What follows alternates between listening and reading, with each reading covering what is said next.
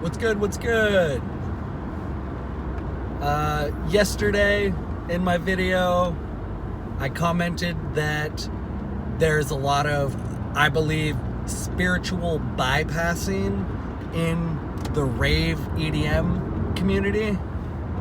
And so then this morning when I was in the store grabbing some supplies for today, my manual labor day, the young man asked me what I was doing today because he was giving good customer service, which is rare these days. And I told him I was going to go work manual labor and then go out door dashing and looking for a lady friend.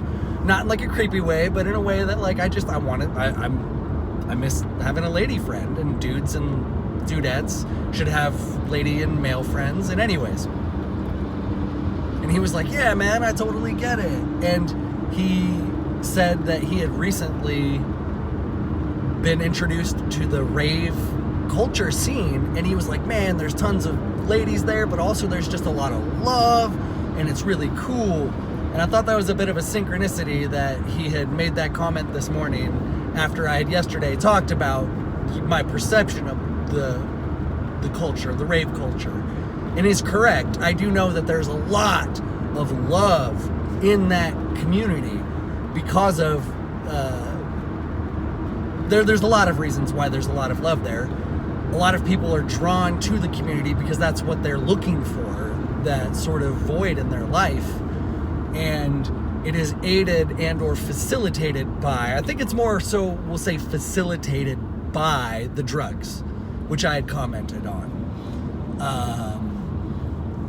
From my understanding, so I've actually not been in that culture. I know a ton of people in it, and I myself like some LSD and mushrooms, but that's all I've ever done. So I've never done the MDMA, which I know is really popular in the culture, in addition to the other psychedelic drugs.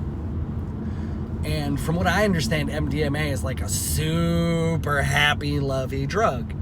And so you get a whole bunch of people taking all these drugs that are creating this really positive vibe, and it becomes an atmospheric thing. And that atmosphere people have built an entire culture around it, and I get it. That's like when I talk about the 60s, it's the same thing.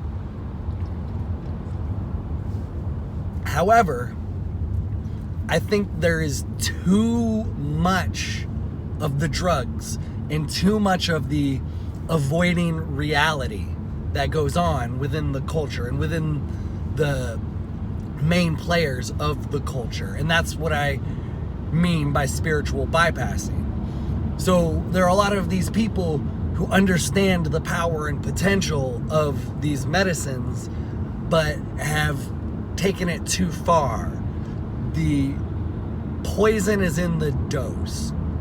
And I know that's kind of hypocritical for me to say as like someone who smokes a lot of pot, but I think it is a lot more justifiable to smoke a lot of pot than it is to do a bunch of MDMA and LSD and mushrooms, and I do support doing that. That's the thing, but that's why I also always talk about the Tao, because it's balance. There needs to be a balanced intake of these medicines and an intentional use of. That's another thing. I think a lot of these kids are not intentionally doing the healing work that could be done with the medicines. They're just looking for escape. You can sometimes find healing and whatnot from the escape, but if you go into the endeavor with the intention of finding healing, you will have so much more success. And that's where I hope to see the rave community go, is where they have people take on this role of saying, hey, let's take this to the next level. Let's go meta, as the kids are saying. Let's go meta with this. Because there's so much potential here that's not fully being utilized.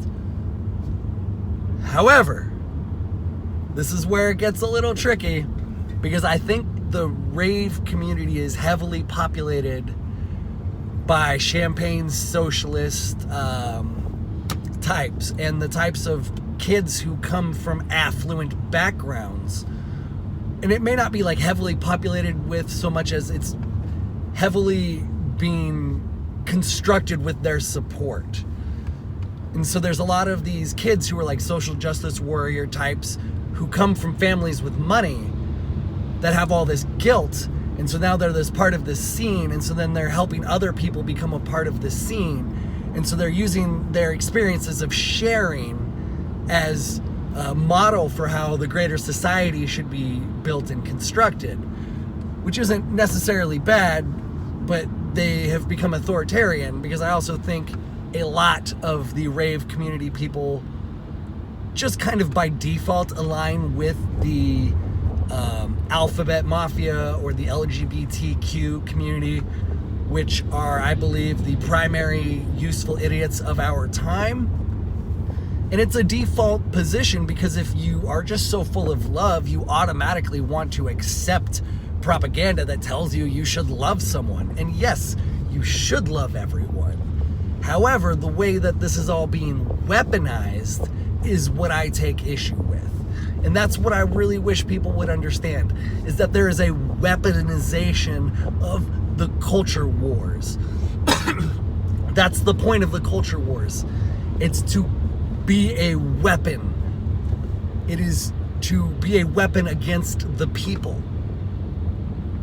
And as soon as you get that, as soon as you see that, it really begins this huge shift, because it's not left versus right. It really is.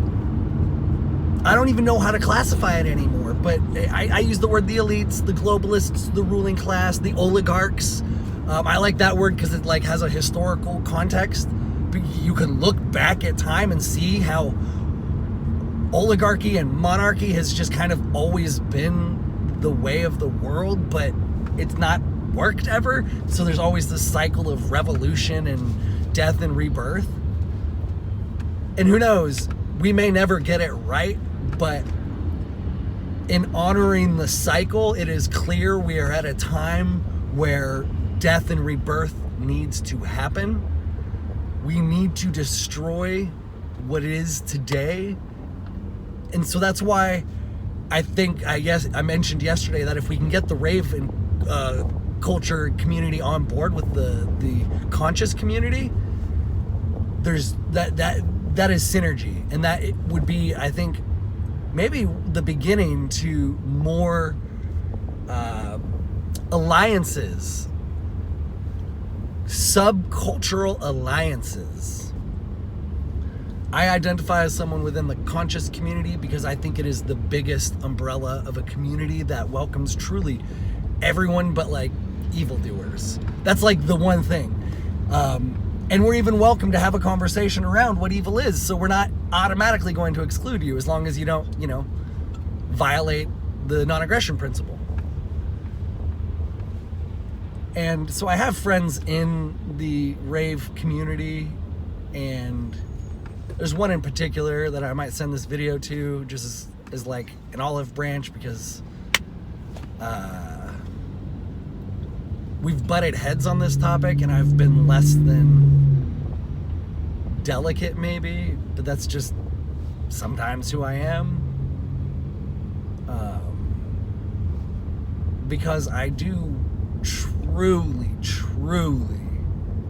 want to contribute to the Great Awakening and feel like that's my calling.